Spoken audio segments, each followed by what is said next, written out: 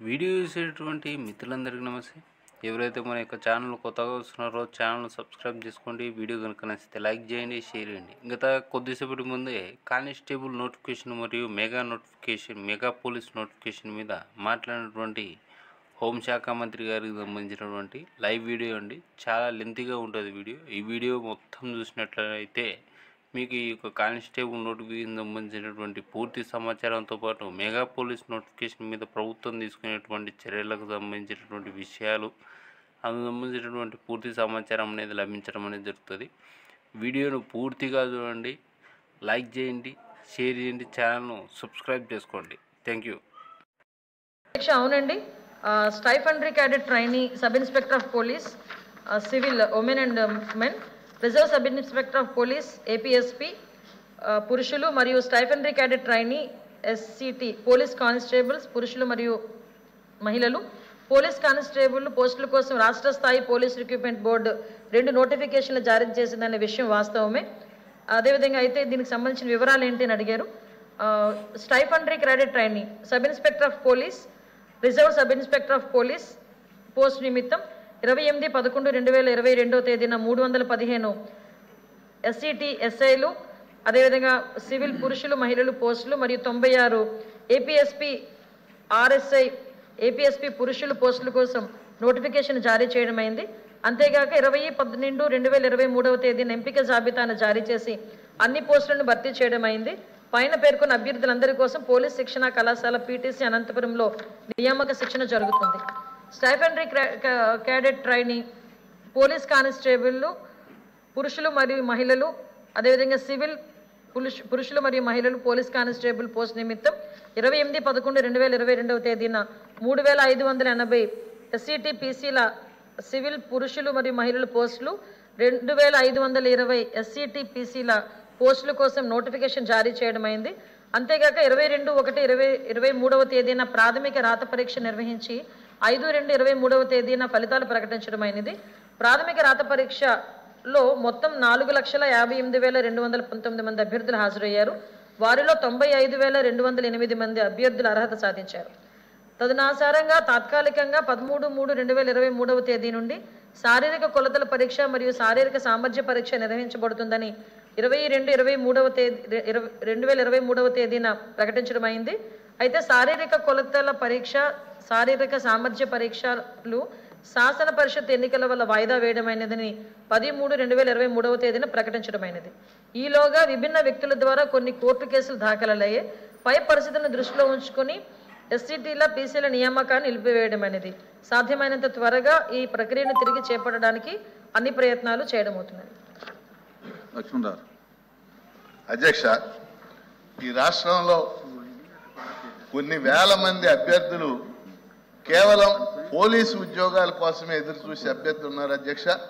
ముఖ్యంగా శ్రీకాకుళం, విజయనగరం, అనంతపురం ఇలాంటి వెనుకబడిన జిల్లాల్లో అభ్యర్థులు పోలీసు ఉద్యోగాల కోసం ఎదురు చూస్తూ ఉంటారు అధ్యక్ష. మీకు ఒక ఉదాహరణ చెప్తారు. కాకినాడ నగరంలో సంవత్సరం మొత్తం 10,000 మంది అక్కడ పోలీసు ఉద్యోగానికి సంబంధించిన శిక్షణలో ఉంటారు అధ్యక్ష. మీ ద్వారా మంత్రి గారి దృష్టికి 3 విషయాలు తెస్తున్నారు అధ్యక్ష. ఒకటి, గత ప్రభుత్వంలో 2 హోంమంత్రులుగా చేశారు గౌరవనీయులు. మొదటి హోంమంత్రి గారు ప్రతి సమావేశంలో మేము 15,000 పోస్టులు భర్తీ చేస్తామని చెప్పేవారు. జరగల. చివరికి 6,100 కానిస్టేబుల్ పోస్టులతో నోటిఫికేషన్ ఇచ్చారు అధ్యక్ష. 6,100. ఇప్పుడు అది కోర్టులో ఉంది కేసు. భర్తీ మాత్రం ఏం జరగల. సో మంత్రి గారి మీ ద్వారా అడిగేది, ఒకటి, ఈ 6,100 కానిస్టేబుల్ పోస్టుల భర్తీకి సంబంధించి కోర్టు కేసు ప్రస్తుత పరిస్థితి ఏమిటి? 2, ఇంకా ఎన్ని పోస్టులు ఎస్ఐలు కానీ కానిస్టేబుల్ కానీ రాష్ట్రంలో ఎన్ని ఖాళీలు ఉన్నాయి? 3, నూతన నోటిఫికేషన్ ఇవ్వటానికి పోలీస్ రిక్రూట్మెంట్ బోర్డు ద్వారా ప్రయత్నం జరుగుతుందా? ఎందుకంటే దయచేసి హోంమంత్రి గారు కూడా నిరుద్యోగ అభ్యర్థుల్ని దృష్టిలో పెట్టుకోవాలని మీ ద్వారా వారిని కోరుతున్నాను అధ్యక్ష. అంతే సార్. సమాజం విద్యావంతం అయ్యే కొద్దీ నేరాలు ఘోరాల సంఖ్య తగ్గాలి. కానీ మన సమాజంలో ఈ సంఖ్య చాలా పెరిగిపోతుంది. సరే, అందుకు లా అండ్ ఆర్డర్ కోసం అని చెప్పి ఈ అన్ని అవసరాల కోసం పోలీస్ రిక్రూట్మెంట్ చేస్తున్నాం. అయితే ఇది ప్రతి సంవత్సరం ఎస్ఐ కానిస్టేబుల్స్ అంటే కింద స్థాయి ఉద్యోగులకు సంబంధించి పోలీస్ రిక్రూట్మెంట్ ద్వారా ప్రతి సంవత్సరం జాబ్ క్యాలెండర్ విడుదల చేయాలని చెప్పి మీ ద్వారా ప్రభుత్వాన్ని కోరుతున్నాను. అయితే ఇక్కడ విషయం ఏంటంటే రాష్ట్ర ప్రభుత్వం తమ రాజకీయ అవసరాల కోసం 60 నుంచి 62 ఏళ్ళు పెంచింది. దీంతో కూడా యువతకి పెద్ద నష్టం జరిగింది. టీచర్స్ పోలీస్ రిక్రూట్మెంటే ప్రధానమైనటువంటిదిగా ఇవాళ రాష్ట్ర ప్రభుత్వం. అందువల్ల ఈ రిక్రూట్మెంట్కి సంబంధించి ప్రతి సంవత్సరం జాబ్ క్యాలెండర్ ప్రకటించేటువంటి ఆలోచన కూడా ఈ ప్రభుత్వానికి ఉండాలని మీ ద్వారా విజ్ఞప్తి చేస్తున్నాను. చిరంజీవి గారు. ధన్యవాదాలు అధ్యక్ష. ఎమ్మెల్సీ ఎన్నికల్లో కానీ మొన్న సాధారణ ఎన్నికల్లో కానీ తెలుగుదేశం పార్టీ అధికారంలోకి వచ్చిందంటే యువత చాలా కీలక పాత్ర పోషించింది అధ్యక్ష. 2019 నుంచి యువత ఉద్యోగాల కొరకు ఎదురు చూస్తే 2022 నవంబర్లో పోలీస్ కానిస్టేబుల్కి సంబంధించి 6100 ఉద్యోగాల నోటిఫికేషన్ ఇవ్వడం జరిగింది. దీనికి సంబంధించి 2023 జనవరిలో ప్రాథమిక పరీక్ష నిర్వహించడం జరిగింది అధ్యక్ష.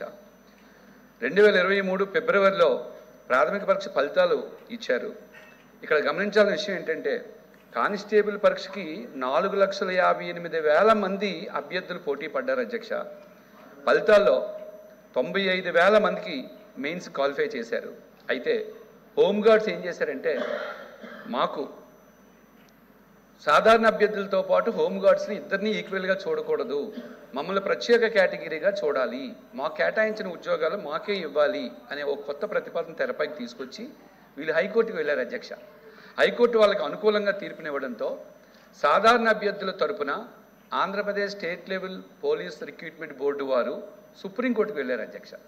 ఆ తర్వాత ప్రభుత్వం దీనిపై రివ్యూ పిటిషన్ వేయకపోవడం, లాయర్ని పెట్టి సరిగ్గా కేసుని వాదించకపోవడం వల్ల ఇప్పటికీ ఆ కేసు తేలలేదు అధ్యక్ష.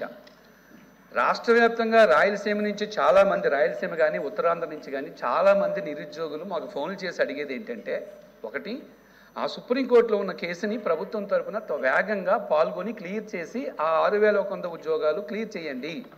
2, మీరు మొదటి నుంచి తెలుగుదేశం పార్టీ అధికారంలోకి వస్తే జాబ్ క్యాలెండర్ ఇస్తామని చెప్తున్నారు, వేగంగా జాబ్ క్యాలెండర్ ఇచ్చి గత ప్రభుత్వం కంటే తెలుగుదేశం పార్టీ ప్రభుత్వం భిన్నము, ఇది నిరుద్యోగులకి అనుకూలంగా ఉన్న ప్రభుత్వము అని మాటల్లో కాదు చేతల్లో నిరూపించుకోండి అని చెప్పి చాలామంది నిరుద్యోగులు మమ్మల్ని అడుగుతున్నారు అధ్యక్ష. కాబట్టి ఈ సందర్భంగా గౌరవ హోంమంత్రి గారిని, గౌరవ మానవ వనరుల శాఖ మంత్రి వర్యులను, ఇతర మంత్రివర్యులందరినీ మేము కోరేది ఏంటంటే వేగంగా దీనిపై నిర్ణయం తీసుకొని, ఎందుకంటే వాళ్ళు ఎంత బాధపడుతున్నారంటే 5 సంవత్సరాల నుంచి నోటిఫికేషన్ లేకపోవడంతో వాళ్ళు ఫిట్నెస్ కోల్పోతున్నారు అధ్యక్ష. ఇది యూనిఫామ్ ఉద్యోగం అధ్యక్ష. దీనివల్ల వాళ్ళు 5 సంవత్సరాల నుంచి ఫిట్నెస్ మెయింటైన్ చేయలేక చాలా బాధపడుతున్నారు. మీరు చూసే ఉంటారు పేపర్లో, ఒక అభ్యర్థి అయితే మార్నింగ్ వాకింగ్కి వెళ్ళి సడన్గా హార్ట్ అటాక్ వచ్చి చనిపోయాడు అధ్యక్ష. 25 సంవత్సరాల లోపల ఉన్న ఒక అభ్యర్థి. వాళ్ళ తల్లిదండ్రుల వేదన ఏంటో ఒకసారి మనం అర్థం చేసుకోవాలి అధ్యక్ష. కాబట్టి రాష్ట్ర వ్యాప్తంగా ఉన్న సుమారు 20 లక్షల నిరుద్యోగుల ప్రయోజనాలను దృష్టిలో పెట్టుకొని మంత్రివర్యులందరూ దీనిపై వేగంగా నిర్ణయం తీసుకొని నిరుద్యోగులకి మంచి భవిష్యత్తు ఇవ్వాలని నేను మీ ద్వారా కోరుకుంటున్నాను అధ్యక్ష. Thank you. అధ్యక్ష, నిజంగా సభ్యులు చెప్పినట్టుగా శ్రీకాకుళం అటు సైడ్గా ఉన్న వాళ్ళు కానీ కొంతమందికి కానీ యువతకి కానీ పోలీస్ ఉద్యోగం అంటే ఒక రకమైన ప్యాషన్ అధ్యక్ష. ఎంత చదువుకున్నా పోలీస్ ఉద్యోగం చేయాలి, ఆ కాకి చొక్కా వేసుకోవాలి అన్న ఒక తపన అయితే చాలా మందిలో ఉంటుంది. అయితే రిక్రూట్మెంట్స్ అన్నది ఈ పోలీస్ ఉద్యోగాల్లోని ఈ నియామకాలు అనేది కొంచెం లేట్ అవ్వటం, వీటన్నిటి వల్ల యువతలోని ఒక నైరాశ్యం ఉన్నది అన్న సంగతి అయితే మనం అందరం కూడా అర్థం చేసుకోవాలి. అది నిజమే అని చెప్పి కూడా చెప్పాలి అధ్యక్ష.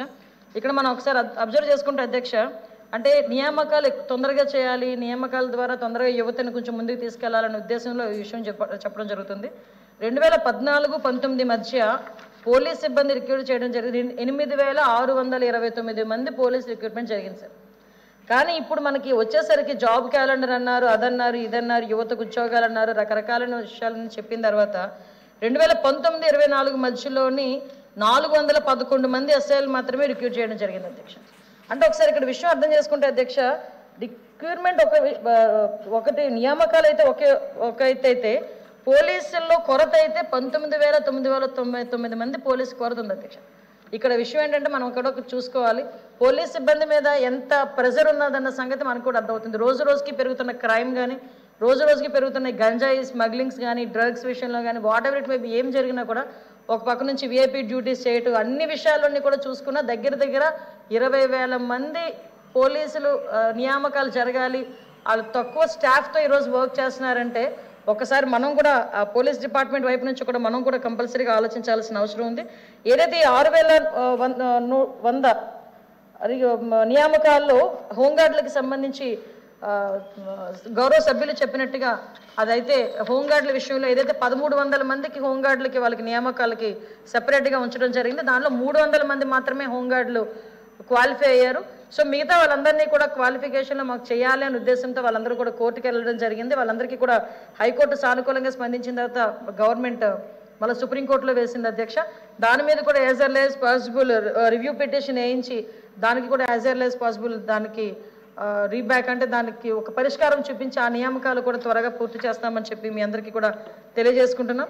అదేవిధంగా అధ్యక్ష చాలా మంది అధ్యక్ష యువగలం పాదయాత్రలో కానీ, లోకేష్ బాబు గారు చేస్తున్న యువగలం పాదయాత్రలో కానీ చాలా మంది హోంగార్డులు కూడా ఆ రోజు కానిస్టేబుల్ నియామక విషయంలో మాకందరికీ కూడా సపోర్ట్ చేయాలి అని చెప్పి గౌరవ్ లోకేష్ గారు కూడా ఆ రోజు రిప్రజెంటేషన్ ఎవ్రీవేర్ ఎక్కడికి వెళ్ళినా ఒక నియోజకవర్గంలో మినిమం 4-5 అయినా మినిమం వచ్చి ఇచ్చేవారు అధ్యక్ష.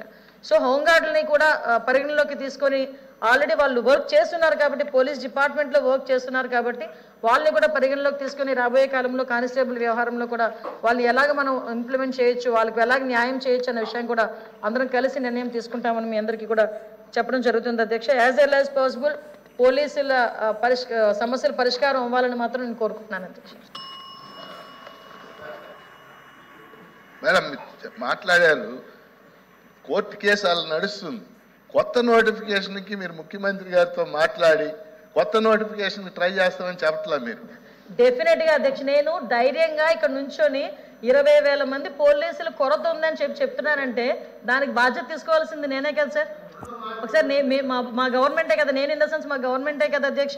ఎందుకంటే సుమారుగా 19,999 తక్కువ ఉన్నాయి పోస్టులు నేనే చెప్తున్నప్పుడు కంపల్సరీగా వాళ్ళ మీద అంత ప్రెజర్ ఉందని చెప్పి నేనే చెప్తున్నా. కాబట్టి కంపల్సరీగా నియామకాలకి కూడా మేము ఎక్కడా కూడా అడ్డు లేకుండా యాజ్ ఎల్ యాజ్ పాసిబుల్ నియామకాలు వస్తాయి. మీకు ఇంకో విషయం చెప్పాలండి, ఈ రోజు పోలీస్ డిపార్ట్మెంట్ గురించి మీరు అడిగారు కాబట్టి చెప్తున్నా. వాళ్ళ పరిస్థితి ఎలా ఉందో తెలుసా సార్? పోలీస్ డిపార్ట్మెంట్ పరిస్థితి, వాళ్ళకి కనీసం మెయింటెనెన్స్ డబ్బులు కూడా 5 సంవత్సరాలు